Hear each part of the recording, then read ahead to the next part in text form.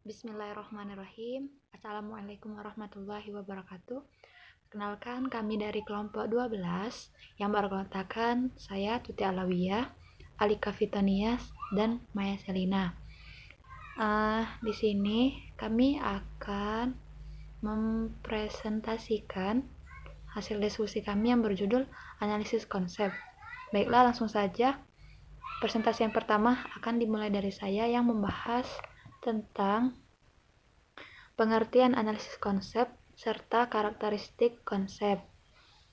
Yang pertama itu pengertian analisis konsep. Pertama, kita harus mengetahui apa itu pengertian dari konsep serta analisis.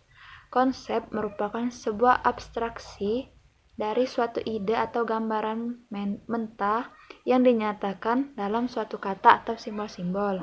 Yang kedua yaitu analisis. Analisis adalah proses mengurai konsep ke dalam bagian-bagian yang lebih sederhana, sehingga strukturnya lebih logis dan jelas.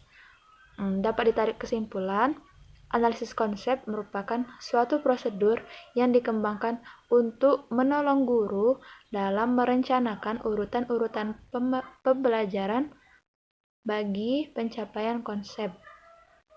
Tujuan dari analisis konsep ini untuk mengetahui permasalahan yang dihadapi siswa dalam memahami suatu konsep dan menentukan strategi pembelajaran yang sesuai untuk pengajaran konsep tersebut. Selanjutnya itu ada karakteristik konsep yang terdiri dari 5 poin. Poin yang pertama yaitu label konsep. Label konsep merupakan nama konsep atau subkonsep yang dianalisis. Contohnya unsur, senyawa, atom, larutan, dan lain-lain. Yang kedua yaitu definisi konsep.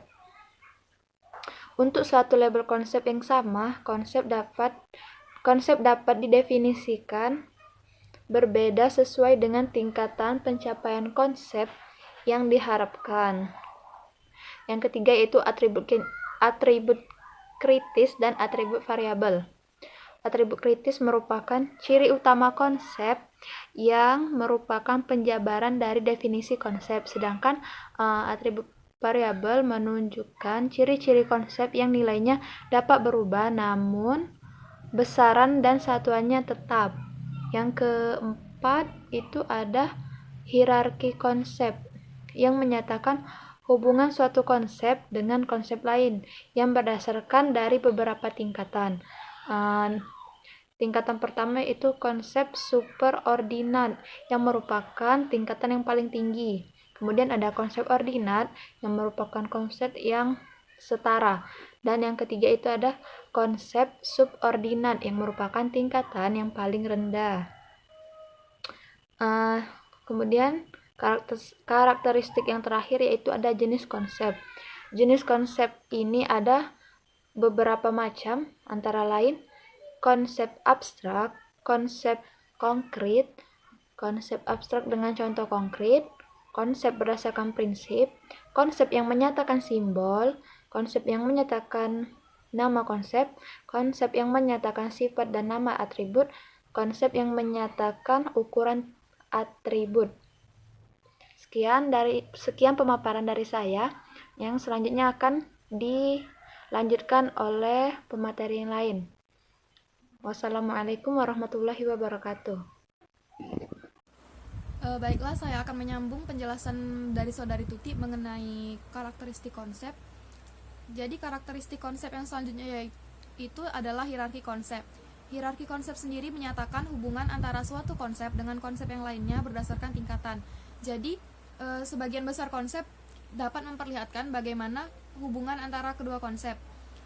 Adapun tingkatan-tingkatannya itu, yang pertama konsep superordinat yaitu konsep yang tingkatannya lebih tinggi. Kemudian ada konsep ordinat yaitu konsep yang tingkatannya setara. Kemudian konsep subordinat yaitu konsep yang tingkatannya lebih rendah. Selanjutnya itu adalah jenis konsep.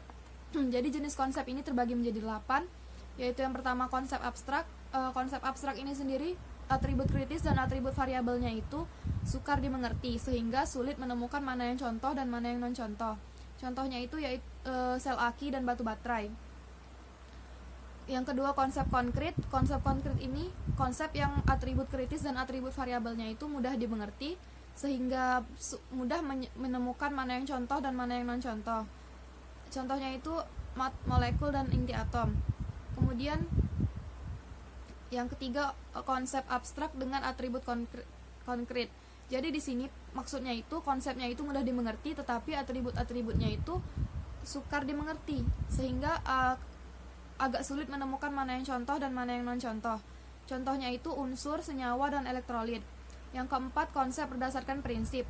Jadi pada konsep ini kita memerlukan prinsip-prinsip pengetahuan untuk menemukan mana yang contoh dan mana yang non contoh. Contoh konsep ini yaitu konsep mol dan beda potensial. Yang kelima, konsep yang menyatakan simbol. Jadi konsep ini mengandung representasi simbolik berlandaskan aturan tertentu. Contohnya itu persamaan dan rumus-rumus fisika. Selanjutnya, konsep yang menyatakan nama konsep. Jadi di sini maksudnya itu konsep ini menunjukkan suatu tingkah laku. Contohnya itu proses reaksi elektrolisis dan proses reaksi oksidasi. Kemudian yang selanjutnya itu konsep yang menyatakan sifat dan nama atribut. Jadi di sini contohnya itu massa, muatan listrik, dan frekuensi. Yang terakhir, konsep yang menyatakan ukuran atribut. Maksudnya itu konsep ini menyatakan suatu ukuran dari atribut. Contohnya itu molaritas, molalitas, derajat keasaman atau pH, dan lain-lain. Baik, selanjutnya saya akan menjelaskan masalah-masalah dalam menganalisis konsep. Jadi di sini terdapat beberapa masalah dalam menganalisis konsep, yaitu yang pertama, konsep yang hadir tanpa masalah. Jadi pada konsep ini kejadiannya jelas, contoh dan contohnya mudah dimengerti, dan atributnya itu jelas. Kemudian yang kedua, konsep yang kejadiannya tidak jelas. Jadi di sini konsep ini menyebabkan kita kesulitan menemukan mana yang contoh dan mana yang non contoh. Sehingga contoh dan non contoh itu harus diilustrasikan dengan suatu pengganti. Kemudian yang selanjutnya itu atribut kritis tidak jelas. Seperti yang kita ketahui bahwa atribut kritis itu merupakan penjabaran definisi konsep. Nah, pada konsep ini nih penjabaran definisi konsepnya itu tidak jelas, sehingga menyulitkan kita dalam menemukan contoh dan non contohnya. Contohnya itu unsur, materi, unsur, dan campuran. Selanjutnya, contoh yang memerlukan prinsip. Nah, pada konsep ini kesulitan yang kita temukan yaitu pelajar tidak memahami prinsip apa yang berlaku pada konsep tersebut, sehingga sulit menemukan mana yang contoh dan mana yang non contoh. Sekian penyampaian materi dari saya. Selanjutnya akan dilanjutkan oleh Saudari Maya. Terima kasih. Assalamualaikum warahmatullahi wabarakatuh. Saya di sini akan melanjutkan presentasi dari Alika tadi. Tadi kan sudah dijelaskan jenis-jenis konsep. Jenis konsep itu sendiri ada 8. Jadi sudah dijelaskan ada beberapa, yaitu sekitar 4. Nah, saya akan melanjutkan yaitu yang kelima, yaitu konsep yang menyatakan sebagai simbol.